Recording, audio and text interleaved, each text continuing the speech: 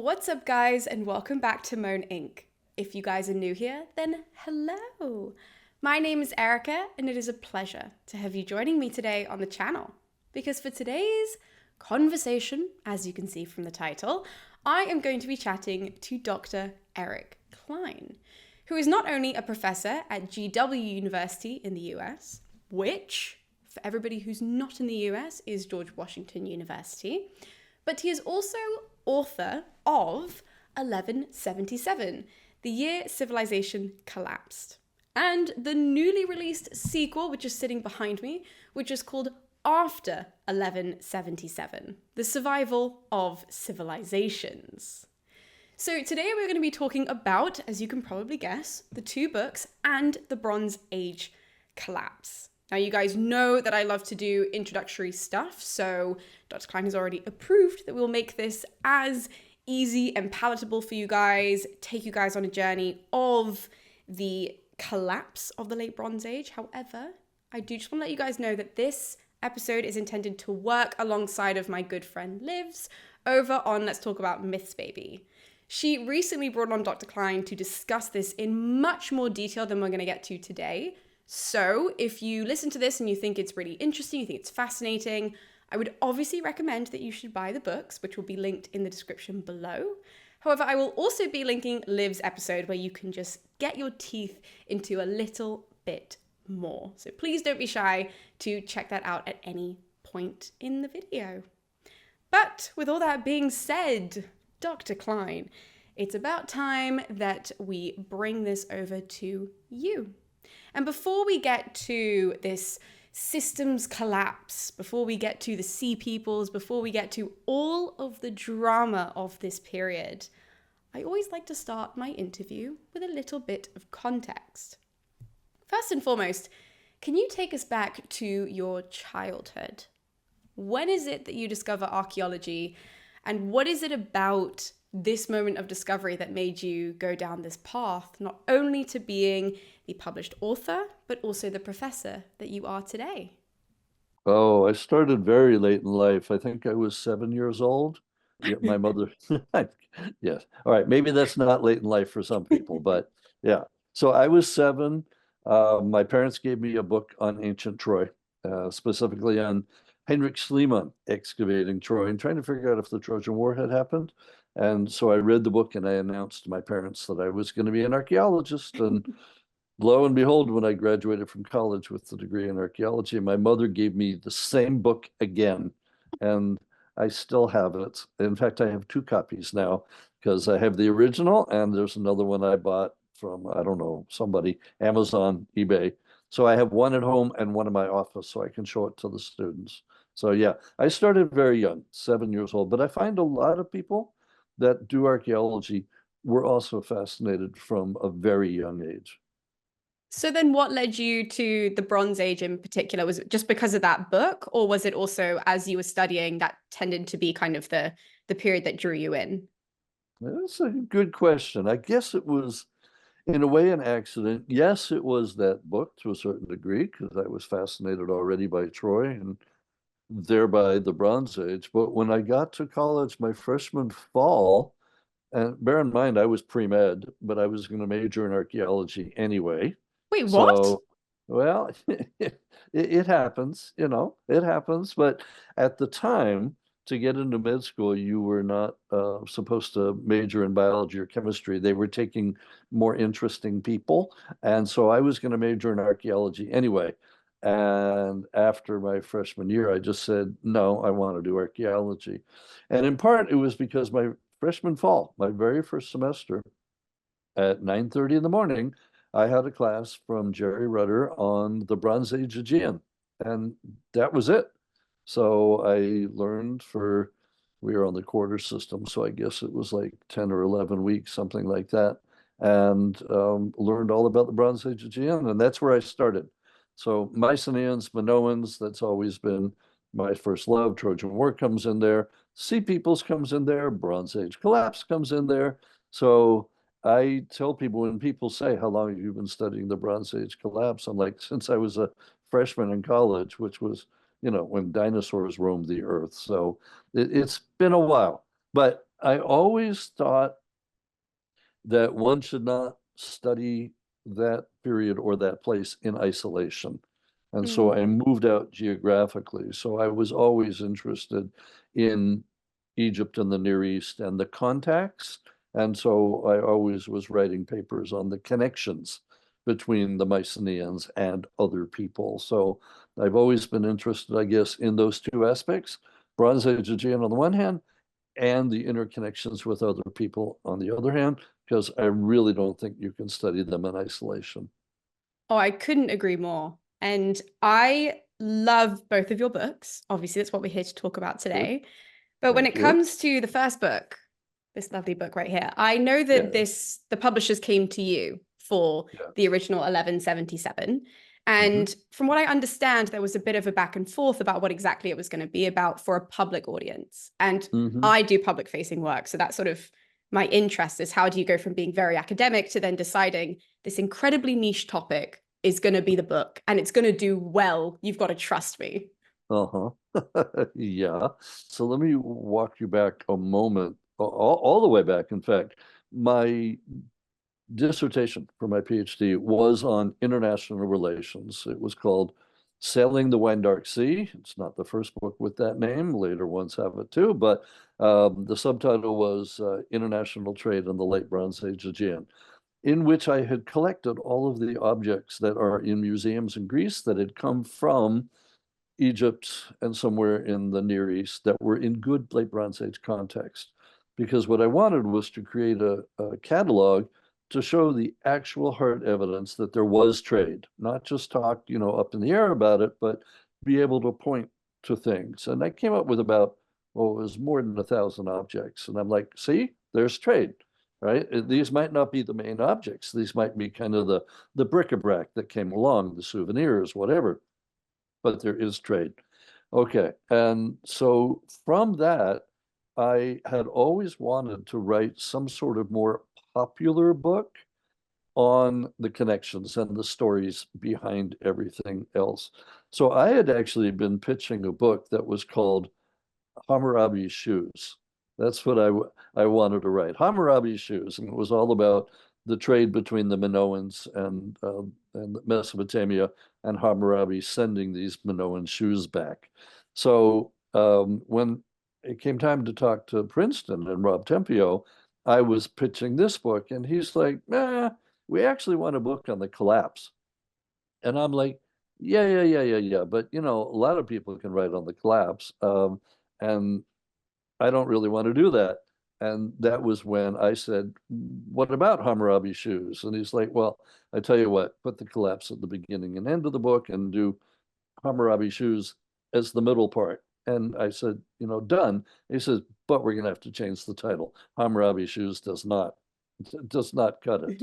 So, and so it became 1177. But so that's where it was. So I had already wanted to write a popularizing book, and he had wanted a popularizing book, but and the topics did merge, I guess you could agree.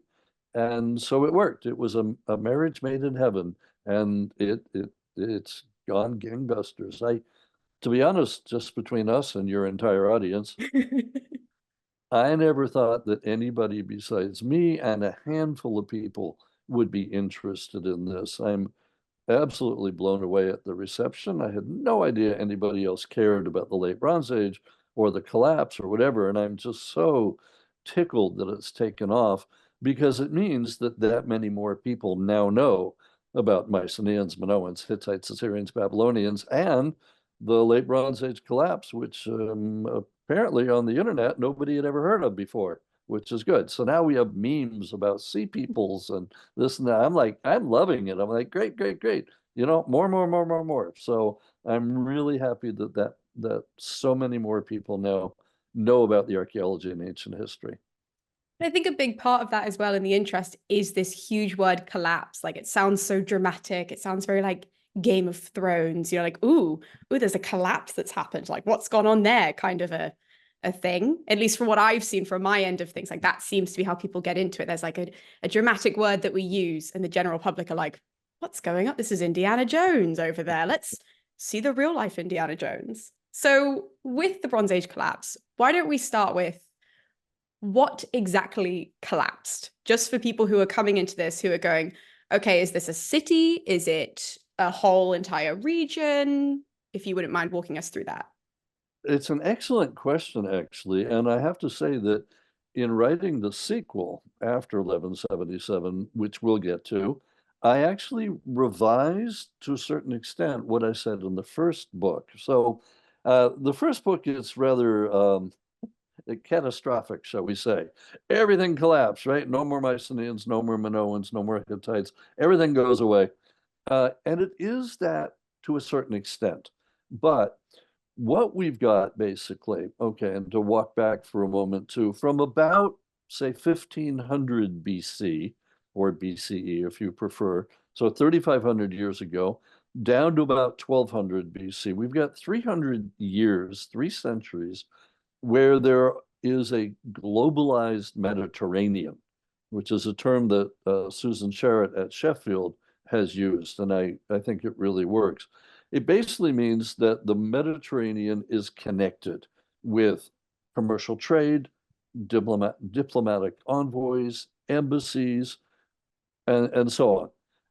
And in fact, especially in the Eastern Mediterranean, Canaan, Cyprus, Anatolia, Egypt, Assyria, they're doing royal marriages, dynastic marriages. They've got nasty divorces, you name it. We have the evidence from ancient inscriptions and text, as well as the archaeology.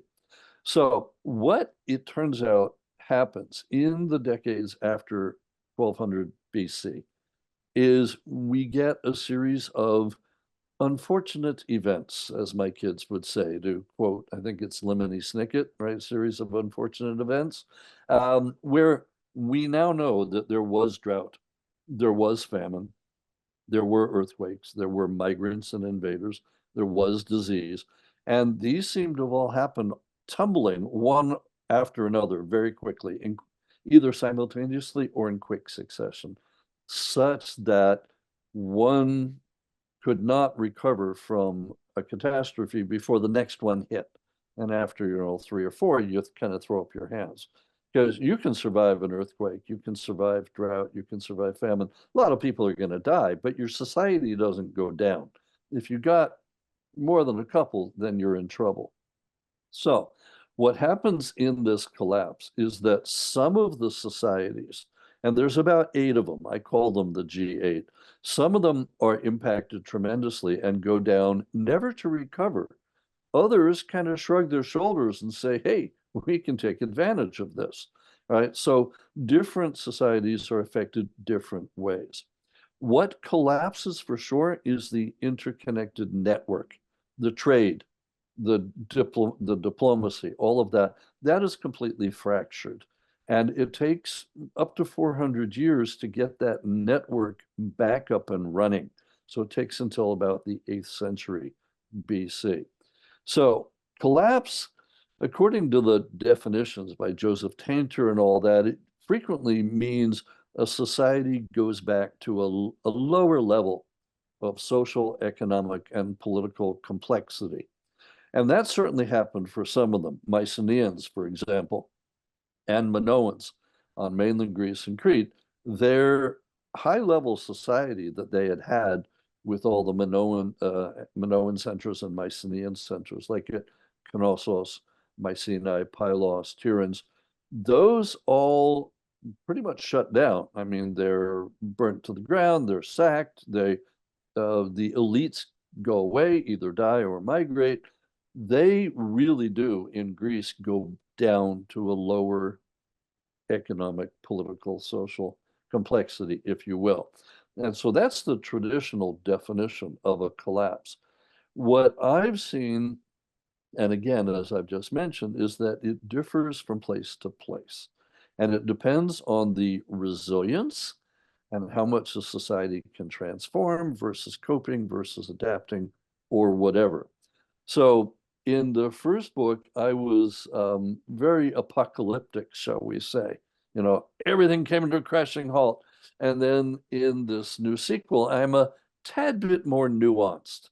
And I'm like, it was both a collapse and a transformation. You know, you can have your cake and eat it too, because some really did go down, such that you would have barbarians and wild wolves out in the darkness beyond your campfire, you know, the so-called Dark Ages.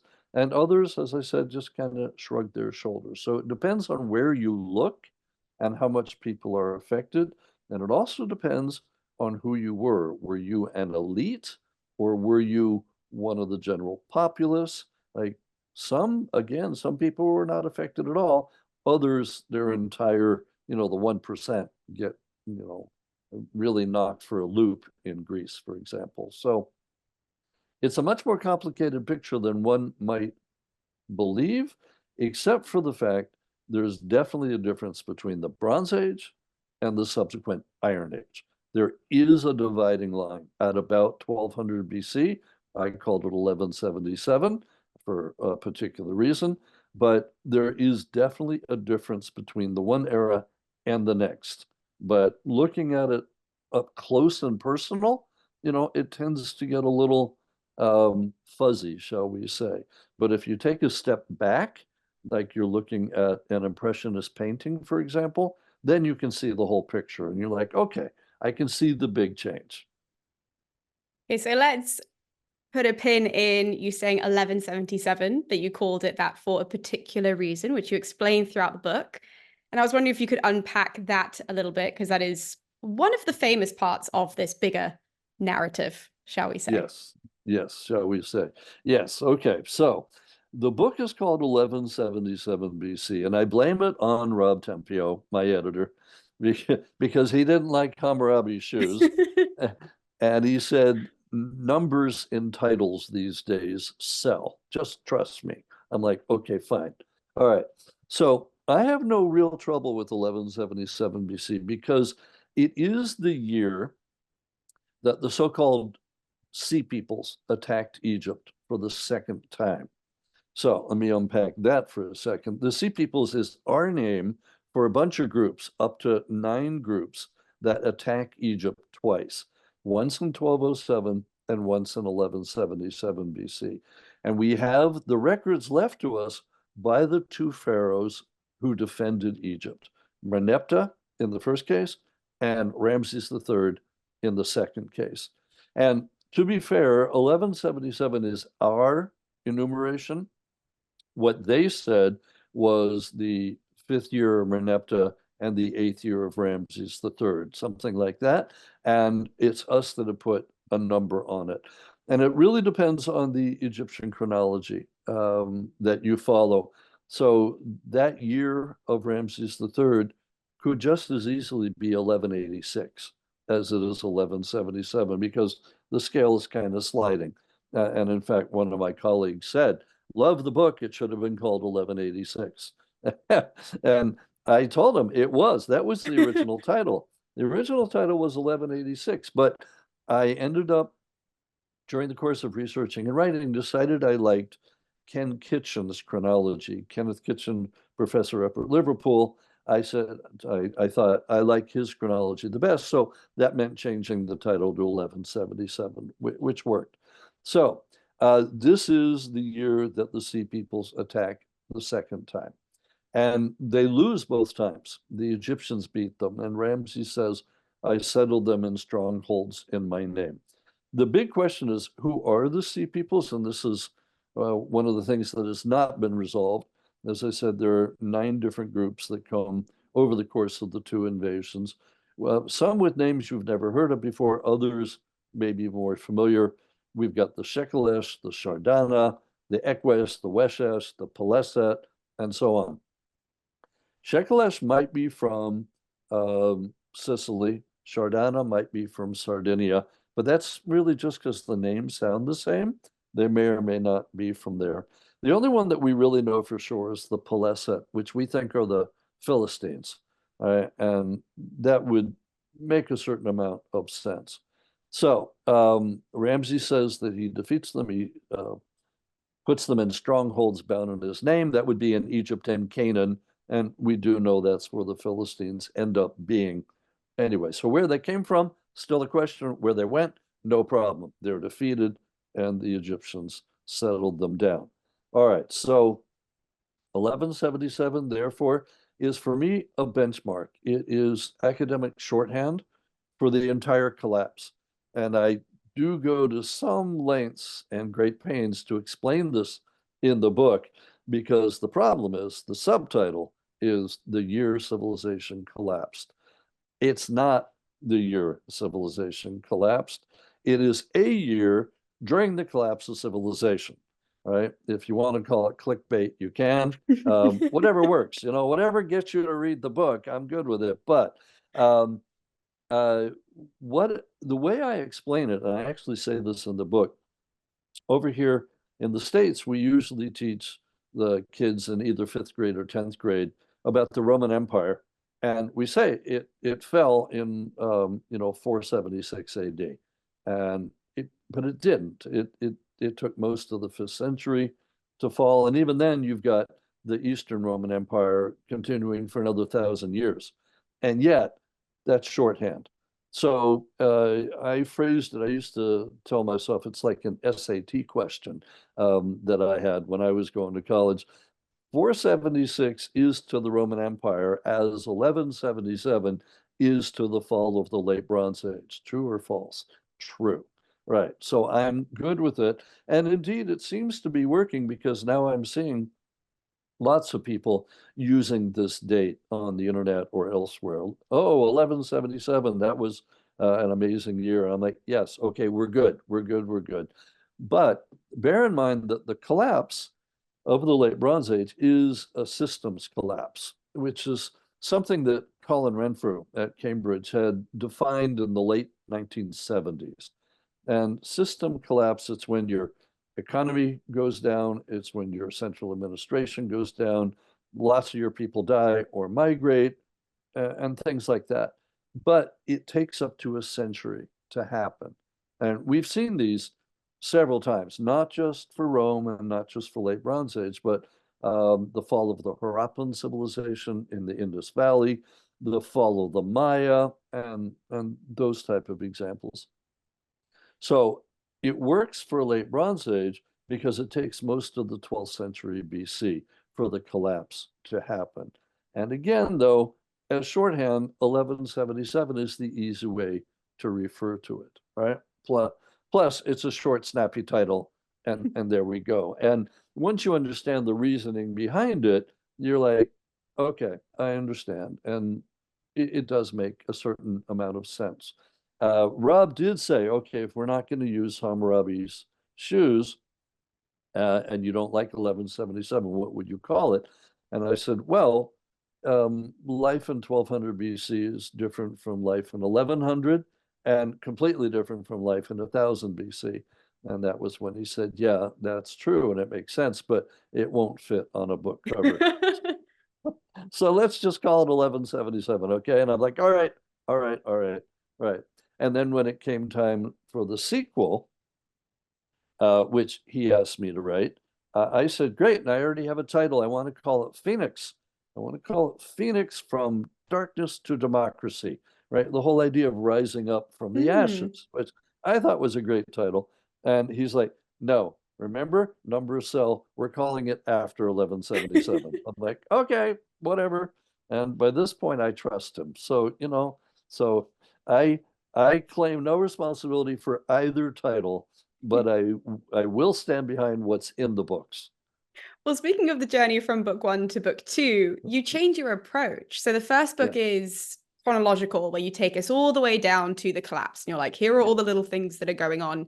And then book 2 is regional, where you say, okay, let's look at a place and do it that way.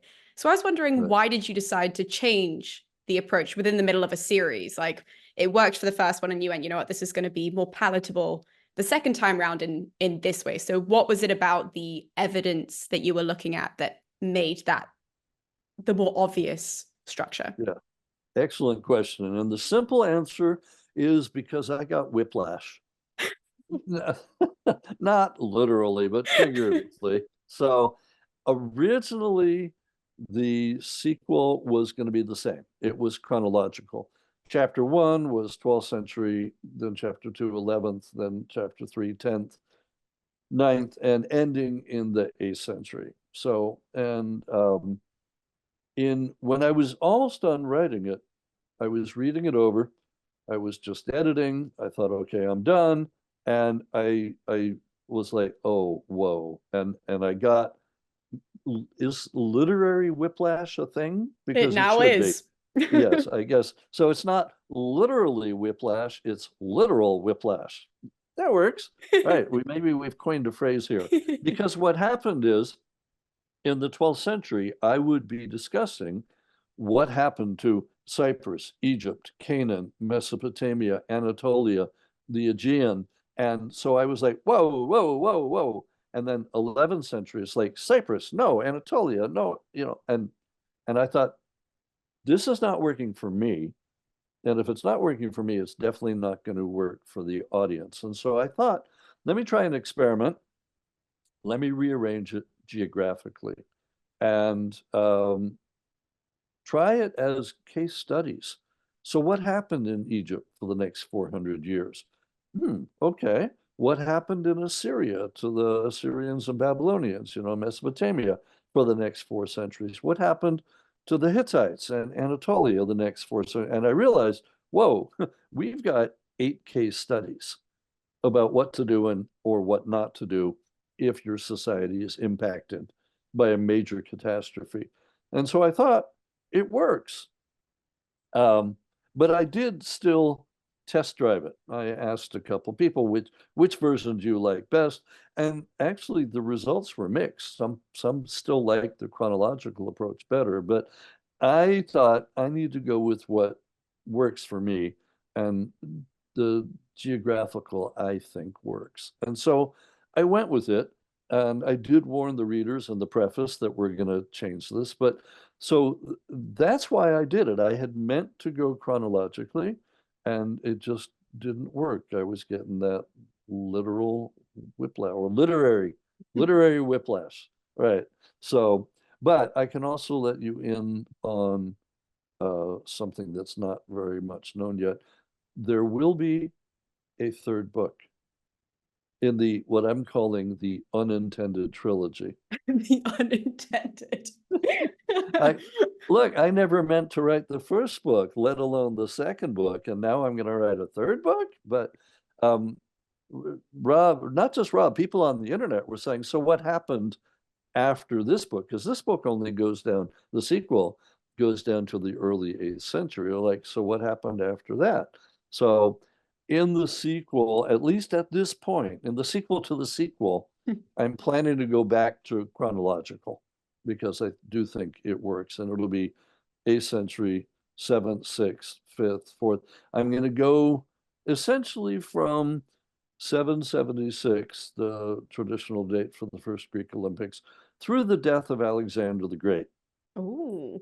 Right. And the title, you might expect that it would be called after 1177. No, we're going to call it 776. Oh, we're changing the numbers. We're changing the numbers, but you still have a couple sevens, right? But 776 BC, and then the subtitle is going to be The Clashing of Civilizations, because you've got the Persian Wars, the Peloponnesian Wars, you've got Neo-Assyrians conquering the northern kingdom of Israel, Neo-Babylonians conquering Judah and Jerusalem. You've got a lot of fighting going on. And this is a play or a riff off of Samuel Huntington's rather well-known article and book called The Clash of Civilizations, which came out in the 90s. So I added an ing, so it's The Clashing of Civilizations. And I'll deal with that, but also that period is known as the Axial Age, which is when you've got, Confucius and Buddha and various other things. And so I'll be dealing with that as well. The problem, of course, is those centuries have almost been done to death. I mean, there's tons of things written on it. So I'm going to figure out what works for me and come at it that way. So right now I'm thinking the chronological approach will work better than sticking with geographical, but I don't know. If I did chronological in the first book and geographical in the second book, maybe there's yet another approach that would work better in the third one. I know. So, as they would say, dear readers, I'm open to suggestions. Yeah, taking notes now in case anybody wants to throw their Exactly. hat in the middle. Exactly. Exactly. So anyway, so that went probably a different direction than you expected, but there it is. Not at all. So when it comes to the book two as well, I know that you had a little system for ranking these civilizations to see, Yeah. okay, who's doing the best. And I was wondering if you could unpack that a little bit, because I thought that was very enjoyable to see how you, not so academically, decided to give them all Right. points. Right. Yes, they put them on a point system. Right. Okay. So the idea was the first five chapters are basically a history book, right, with archaeology tossed in each of my case studies. So the first chapter in the sequel is Egypt and the southern Levant, because they're interconnected. Second chapter is Assyria and Babylonia. Third chapter is Cyprus and Phoenicia. Fourth chapter is Hittites and Neo-Hittites. Fifth chapter, Mycenaeans and Minoans. So I go through the case studies of what happened to each of these in the next 400 years. The last chapter is the analysis. And what I did is I brought in a couple of different things. One, I brought in something called the adaptive cycle, which is basically empires rise and fall, right? In the musical Hamilton, it said oceans rise, empires fall, right? Something like that. So the adaptive cycle basically argues that everything will have its day and then collapse and then will reconstitute itself and start all over again. All right. So I looked at these societies from through that lens for one thing. The other thing that I did was go to the IPCC, the Intergovernmental Panel on Climate Change. They issue reports almost every year. They won a Nobel Prize back in 2007. And they're the ones that have given very good definitions about transformation, coping, adaptation, resilience. What do you do after a disaster? And they're usually looking at modern things like Hurricane Katrina, right? But the late Bronze Age collapse fits their definition of an extreme impact event. And so they go on to discuss what do you do after you've suffered through an extreme impact event. So that's where I started ranking them, giving them points. And it was partially a gut feeling. I had done all the research and all the rating, and I'm just like, wow, the Phoenicians did so much better than the Mycenaeans. And the Mycenaeans, yeah, they did better than the Hittites. And so I had this, but then I thought, let me see if I could put some numbers to it. And I pulled up the whole ideas about collapse on a dark age. Did they maintain their economy? Did they maintain traditional elites? Did they remember how to write? Things like that. And I scored them on like a 2-1-0 point system. So if you were able to maintain your economy and you kept writing and you remembered how to build monumental things like the Assyrians, you would get, 2 points. If you kind of vaguely remembered, you'd get 1 point. If you didn't remember, you got 0. All right. So I was able to take my gut feeling and give it a numerical number. All right. Based on that, then I put them into categories of 1 through 5, with 1 being the best and 5 being the worst. And so, for example, number 1 is you're great. You're like anti-fragile. You're flourishing in the chaos. And the Phoenicians and the Cypriots, for me, fit that bill. Second category, you're not anti-fragile. You're not flourishing, but you're resilient. You're doing okay. And you may be even adapting. And so I'm like, no, that sounds like Assyria, sounds like Babylonia. If you're resilient, but you're just kind of barely coping, things aren't great, but you're not dead yet, as Monty Python would have said, that is category 3. And for me, that's Egypt. Category 4, Mycenaeans and Minoans, they're not resilient, and they don't continue as such. Nobody calls them themselves a Mycenaean or a Minoan, after halfway through the 11th century.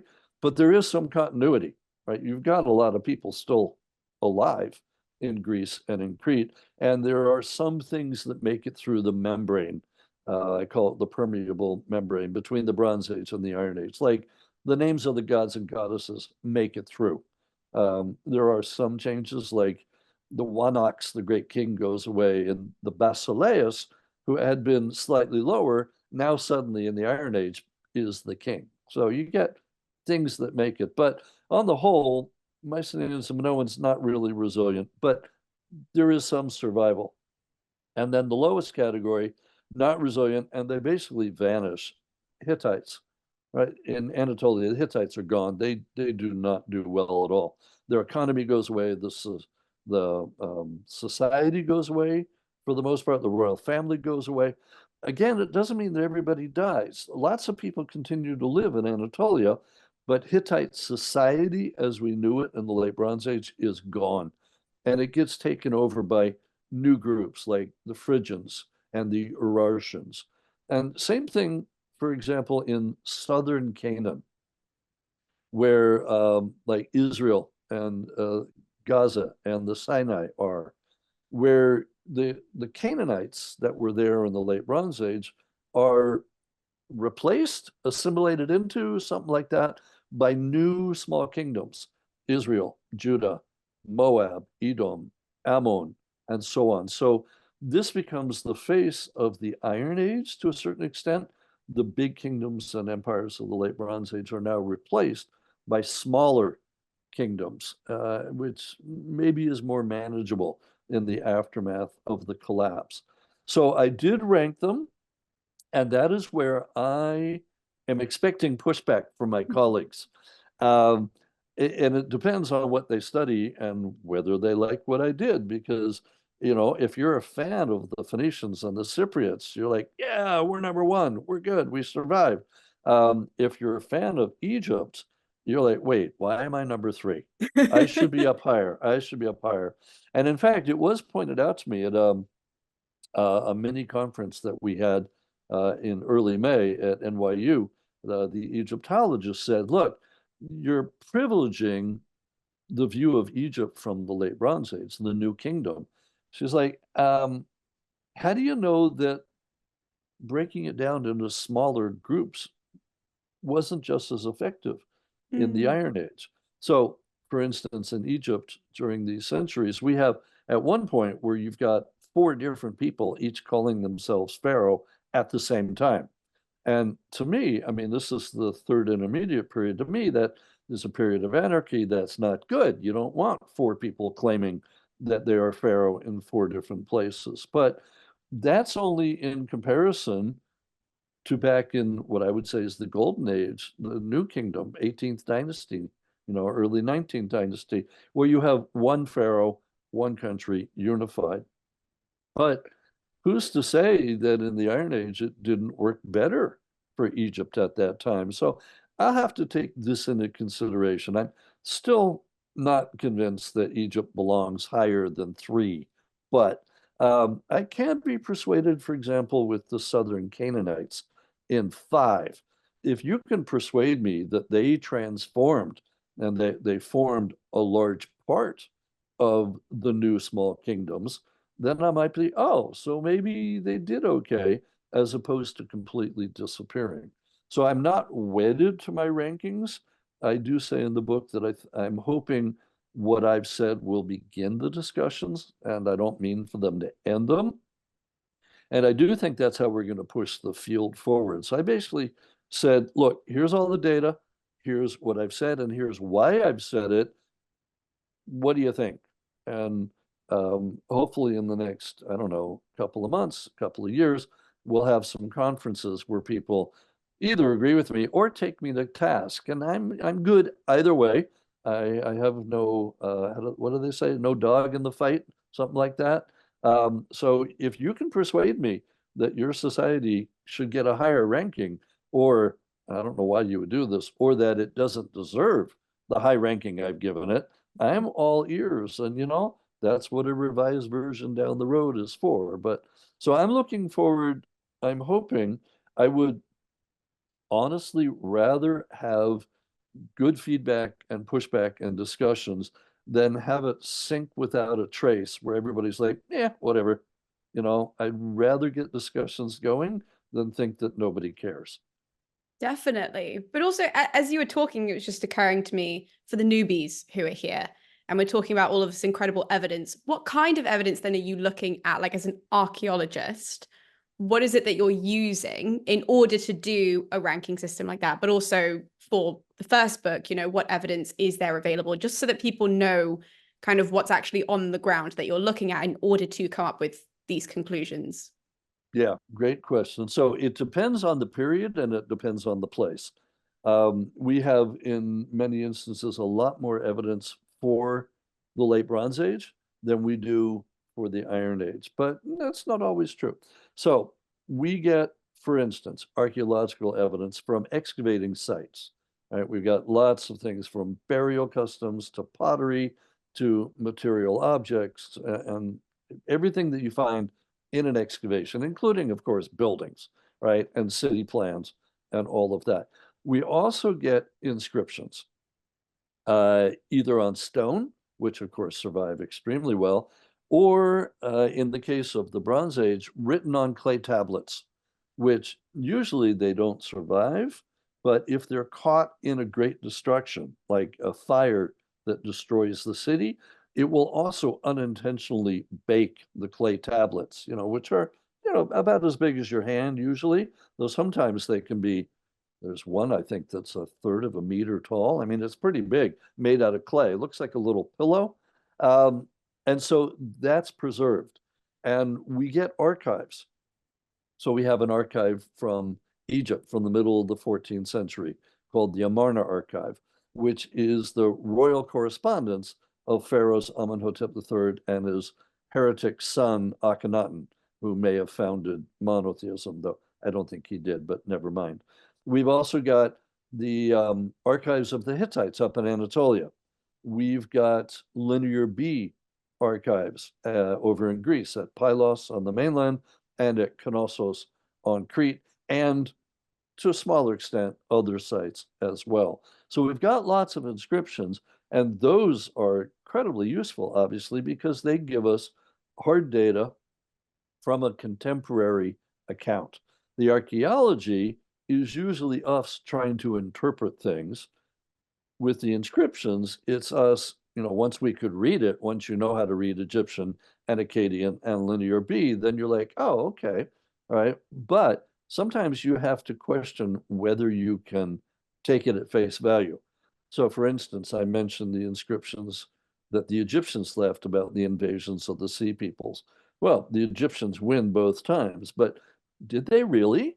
I mean, according to the Egyptians, sure, but history is written by the victors, right? So if we could interrogate a sea person or one of the sea peoples, they might give us a different story.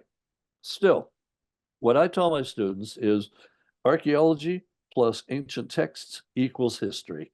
And that's where we get the history books coming from. Now, when we get to the Iron Age, after the collapse, our data is in a lot of places a lot more scarce, but in others, we have it. So, for instance, if we go back to Mesopotamia, the Assyrians and the Babylonians, we've got everything. We've got the archaeology, we've got the burials, the pottery, and we've got the inscriptions. It's as if the Bronze Age has kind of continued in terms of our evidence. But if you go to, say, Cyprus, far fewer inscriptions, and Cypro-Minoan from the Bronze Age, which continues and then gets taken over by other languages, we can't read it. We don't know what Cypro-Minoan says, right? So we've got a bit of a problem there. So what we've got also, say, in Greece, when Linear B goes away, which was the accounting system for the palaces, if you don't have any more palaces, you don't need an accounting system. So Linear B goes away by 1050 BC or probably even much earlier. And then there's a gap of an indeterminate amount of time before the Phoenicians bring the alphabet. Usually it's thought it was there in Greece by the 8th century. There have been suggestions maybe it was as early as the 11th century. The Phoenicians bring the alphabet and it becomes the Greek alphabet, but they also take it to Italy where it becomes the Latin alphabet, which we're still using today, right, to write English and French and German and Spanish and Italian, right? So in Greece, for example, then if we don't have writing for that period, we're limited to archaeology. And in Greece, as I said, things do go down to a lower level of complexity. So you don't have monumental buildings. Now you have, buildings made out of wattle and daub, perishable materials. We do have pottery. We do have burials. So we can get some information, but not as much as for the Bronze Age.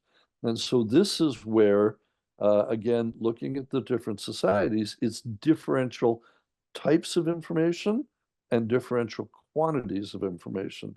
And I tell the readers that at the beginning of the sequel, that the amount of information I can present really differs dramatically depending on the century and the place. And so sometimes we can do deep dives, and I warn them that maybe it'll be too deep. Maybe we're going to get too into the weeds, but sorry. And other times it's going to be too superficial because we just don't have that much information. So it's kind of like you have a variety of different jigsaw puzzles and you're trying to put the pieces back together, but you don't have the actual box with the picture on it, so you don't know what it's supposed to look like. And in some cases, Assyrians and Babylonians, no problem, we can put the puzzle right back together. Others, like the Mycenaeans, there are huge parts of the puzzle that are missing, such that we don't even know what's missing. All right. And every time we go on an excavation, we're like, oh, that's what had happened. You find a site like Lefkandi on mainland Greece. You're like, wow, that shed light on it. So this is why we need, obviously, I mean, the one thing archaeologists always say is, we need more information. We need to keep digging, more excavations, which is, that's why we do it, so we can excavate. But in the case of the Iron Age, we definitely need more information. But already, and Chester Starr, who was a rather famous ancient historian at University of Illinois and then University of Michigan, at one point in the 80s or 90s, he said, this period, the Iron Age, is the one that more light has been shown on it in recent decades than any other period. And indeed, that's why this period had been known as a Dark Age, but it was mostly because we didn't have that much information. Now we've got so much more that at the end of the book, I make a plea. Please don't call it a Dark Age anymore. Let's just call it the Iron Age, which is much more accurate, I would say. So what I told the reader at the beginning of the book is I'm aiming for intellectual transparency. I'm not going to just tell you what we've got. I'm going to tell you how we know what we've got, right? So I'll introduce, look, here's an inscription. So-and-so found it. On the inscription, it says this. From that, we can then, judge X, Y, and Z. So I really wanted to bring the readers along with me, and so that they are aware I'm not just lecturing at them, I'm going on a journey with them, as it were. No, you do such a good job of that. I think this is such a great public facing book about I mean, it's not niche within the field, but like to the public, it is. Yeah, so I think that it's like broken down so well and it's made so palatable. And I've spoken to, since I read the first book and then subsequently read the second book, I've spoken to so many people about it. I'm like, oh, if you want to know about this, you have to read this book and whatever. And actually, there was one question that kept coming back because I would describe, okay, well, this is a systems collapse and, it's a perfect storm of a number of different things and it's fascinating to read about. And every single person I've spoken to who's not a classicist, not a historian, has said, how can you tell from the evidence what was a natural catastrophe and what was human caused from an archaeology perspective? And I was like, well, that's a great question. I'm going to throw that back to you then to answer that? Because I presume if they've all said that to my face, there are probably so many more people that are thinking, yeah, how do you do that when you're digging and when you're looking at information in order to then get that read of it? Right. It is a great question. And sometimes, to be honest, sometimes we can't tell. Sometimes you've got a destroyed city, for example, or a destroyed building or whatever, and you can't tell if it's Mother Nature or if it's humans, right? It's destroyed. We don't know how, we don't know why, anything like that. But upon occasion, you can tell. And sometimes it's obvious when you have arrowheads, when you've got arrowheads embedded in a building and dead bodies in the streets, it's probably not Mother Nature. It's probably humans shooting arrows, right? So if you've got something as obvious as that, where you have evidence of warfare, you've got swords that have been dropped and so on, okay, that's humans. If you have something, however, where you've got, let's just say, bodies buried under walls, you have collapsed buildings, you have evidence of destruction, but you don't have arrowheads, you don't have, arms hacked off, you don't have swords lying there, you don't have obvious evidence of human destruction, then you might say, maybe it's natural. Maybe it's an earthquake. So we've actually had this at a couple of sites I've worked at, and sometimes it was obvious and sometimes it wasn't. So for example, and actually this will work well, my background behind me is an overhead shot of Tel Kabri, the site that I've been digging with Asaf Yosor Landau since 2005. It's a Canaanite palace. It's up in the north of what is now Israel. It's up by the Lebanese border. Inhabited from about 1900 to 1700 BCE, somewhere in there. And we found great stuff in there. There is the largest and oldest wine cellar in the ancient Near East there, but also the excavation before us, we're the second group that have come there. They found Minoan or Aegean style wall and floor paintings. So these Canaanites liked decorating their palace with motifs from the Aegean, whether the Cycladic Islands like Akrotiri on Santorini or like Knossos on Crete. Anyway, it's evidence for international contact, which is what drew me to the site in the first place. We could not figure out why they suddenly abandoned the site in about 1700 BC. There was no obvious reason. There were no arrowheads, no dead bodies, this, that, and the other. But along the way, we started noticing odd things. Each season, we would find a little bit more. And I don't know if you can see it, but just to the side of my head, right by my headphone, there is a strip that goes right through the building. It's a ditch or a trench. That we now think is an earthquake fault line because on either side, the walls and jars have tumbled into it and it goes right across. And we can see in other rooms kind of a wave, which is what you get when you have an earthquake. Anyway, we think now that our site was destroyed by an earthquake and that they never lived there really again, because why would you, right? So that was where we were trying to figure it out. And so, but it's a hypothesis. We can't prove it was an earthquake. It's all circumstantial evidence, but we think it's the best explanation. Other times at other places, and I'll give you just one more example, at Troy. Trojan War, bring it back full circle. The book I read about when I was 7 years old. All right, there are 9 different cities at Troy, one on top of another. And it's either city number 6 or city number 7 that is probably Agamemnon's Troy, right? Hector's Troy, Helen's Troy, Priam's Troy. How do you tell between 6 and 7? They're both destroyed. 6 has walls tilted over and destruction but no weapons. And so Mm. it's usually thought now that Troy 6 is destroyed by an earthquake. In other words, Mother Nature. The succeeding city, Troy 7, which looks like a city under siege or a city recuperating from an earthquake, is ultimately destroyed by humans. How do we know? Arrowheads on the buildings, bodies in the streets. And so that for me is a perfect example. Two cities, one on top of another, both destroyed.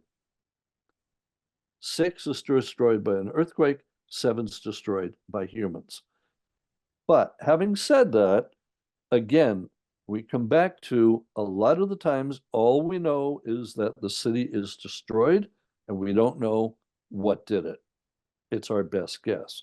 So it's a great question that your people have been asking you. And and we would like to be able to answer it at all times. And other times we're like, here's our best guess.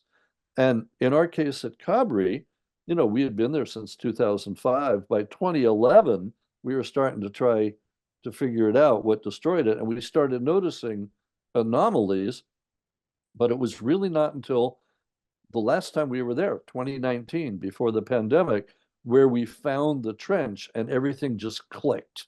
And we're Mm. like, oh, it looks like it was an earthquake. And then that explained everything that we had seen. So I'm quite sure that we do have an earthquake at Capri. But, each site is different. Each site has its own personality. But again, this is what makes archaeology, for me, so fascinating. Finding the stuff is just the beginning of the journey, because then you have to describe it, figure out what happened, reconstruct the lifeways, et cetera, et cetera. I could do a whole another talk on just the idea of that. Like that was absolutely fascinating. I'm going to be clipping that for myself to just watch and rewatch because like what? The idea of an anyways, to come back to your book, since that's why we're here, though, the Yes. second book, I know that, I mean, everybody, it seems like, has asked you, how fascinating it is, but which one was most fascinating to you and all of this, and what could you wish that you had put in as well? That's a question that I've heard everybody ask, which is so upsetting because I normally ask that, and you're like, I had a Mhm. word count, so there's a lot Yeah, that I didn't put in. right. But I was wondering now, in hindsight, now that it's done, is there one chapter in particular for the second book, the sequel, that really stood out to you as like drawing you in that you thought, oh, I could write a whole book just about that site or just that place in this time period? Yes. Every chapter could be its own book, and every part of every chapter could be its own book. And I actually do say something like that in the author's note at the end. I say, this it should have been written by a pack of wild scholars, and 20 volumes, but that would have kind of lost the point. So, yeah, I would say any number of things I could have pulled out. I'll tell you one thing that I have been doing, and we'll see if this sees the light of day, not from the second book, but from the first book. I've always been fascinated by the Amarna letters, this archive in Egypt. That's the Royal Archive of Amenhotep III and Akhenaten. So I've been just on the side working on a book on the Amarna letters, and in particular, the race to translate them, because they were found in 1887, and Akkadian cuneiform had only really just been deciphered a couple of decades earlier. And people have written about the race to translate Egyptian hieroglyphics. They've written about the race to translate Linear B, and nobody's written about the race to translate the Amarna letters, maybe because nobody cares, but I found it to be a fascinating story with a couple of British scholars in there and a bunch of German scholars in there. And then the whole story of how the letters were actually looted from the site, basically, and made their way into museums before any real excavators could get to them. After the fact, people like Petrie and others did excavate on the site of Amarna, but the initial find of somewhere between 300 and 400 tablets was made illegally, if you will, and then sold to museums. So I have written a manuscript. We'll see if it sees the light of day. It's in three parts. The first part is on the race to translate and making a little fun of the mistakes they made along the way when they didn't know what they were doing. The second part is, what do the tablets in the archive actually say, like the letters? Because they're not only letters back and forth between the great kings, Assyria, Babylon, Hittites, Egyptians, but they're also a lot of letters from the vassal kings that were ruling in Canaan, where they're writing to the Egyptian pharaoh, my son, my lord, I fall at your feet 7 times and 7 times over. And it gives us a look at the political and historical situation there. So I reconstruct the history. This is mid 14th century BC. So it's a little time capsule of, maybe 30 years. And then the last section of the book is taking off on something that my wife, Diane Harris Cline, and I had done a couple of years ago, a social analysis where you look at the different people mentioned in the letters and try and figure out the network that was connecting everybody at the time. So it's an analysis. I found that I tend to end my books with an analysis, right? So that was something where, as I was writing the first book, I thought, wow, the Amarna archive deserves its own book. And I thought, all right, why don't I write it? So I'm just about done with it. We'll see if it sees the light of day, but it would be called something like Love, War, and Diplomacy, the Amarna archive and what it tells us about the late Bronze Age. Anyway, I had fun writing that. Now, I now have to put all my attention to writing the third book in the unintended trilogy. But I do think there are all kinds of other spin-offs that could come from any one of the three books. And bear in mind also that the first book started in about 1700 BC. And, that's the last part of the Bronze Age, the late Bronze Age. There's still the early and middle Bronze Age. So again, just between you, me, and the audience, I'm not ruling out a fourth book, which would be a prequel, which Ooh. it would obviously have to be called Before 1177. So we'll see. It might be a pipe dream, but I always want a couple of things literally in the pipeline. And so now I'm thinking, all right, so after the final book, let me go back to the prequels, kind of like Star Wars movies, right? You've got the main three, and then you start doing the prequels and all that. So And all the who knows? spin-offs. Exactly, and all the spin-offs, exactly. So I do not rule out a Before 1177. Yeah, but anyway, but She's got to any slide one in of the these, other manuscript with it. Just be like, just read them both exactly. at the same time. There you go. Here we go. Here we go. Yeah, but I got to keep busy, right? I got to keep busy.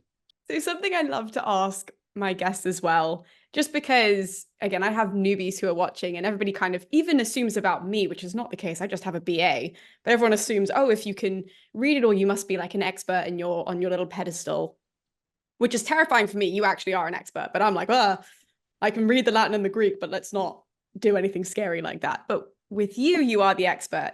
And I like to sort of bring everybody back down to, we're all learning, we're constantly learning about ourselves and our subject. Mhm. So I was wondering, when it came to, writing these books, but also your journey with your other books and your ideas for the spin-offs and everything, what's something that you recently learned that you were just like, wow, this is amazing, and I had no idea that this existed before? Good question. And I would say, first of all, that you are an expert in what you do, because not many people can run a podcast like this and come up to speed on everything so fast. I'm always very impressed. So don't sell yourself short. In terms of things, all right, this is completely, I would say, unrelated and yet related.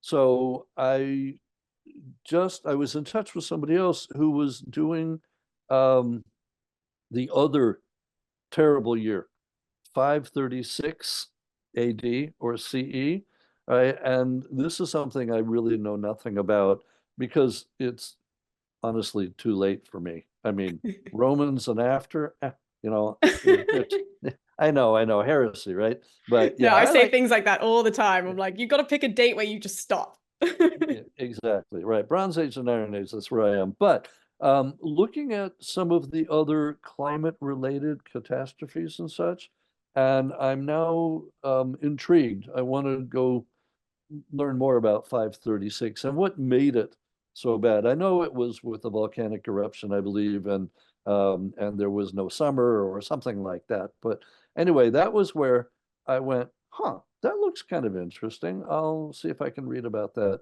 when I have a chance. So I don't know if that fits into what you were asking, but yeah. No, it does absolutely. And the place I love to always end my interviews is with a piece of advice, because I always think that if someone who's a newbie has gotten this far, they deserve to walk away with a little bit of advice in their back pocket to be like, this is what I can do moving forward. So, as an archaeologist, though, if there's somebody who is watching who's like, oh, that sounds amazing, like I was saying earlier, like a real life Indiana Jones, how fun, but they don't have, a degree, and that's why they watch my channel and they don't have access to it in that way. How are ways that they can still engage with the subject and be a part of the archaeological world? First and foremost, I would say if you're trying to make your way through my two books, don't be off put by all the new names for people and the places and all that, because I've heard that so often. Oh my word, I just can't wrap my head around all these new names. Shupiluriuma and Ramses and Merneptah. So there is a dramatis personae, a cast of characters at the end of both books. So you can keep looking it up. So don't let that throw you. And secondly, if you really don't like reading books, we just had a graphic version of the original come out. So it's in cartoon form by Glynis Fawkes, Fawkes, wonderful cartoonist, also an archaeologist.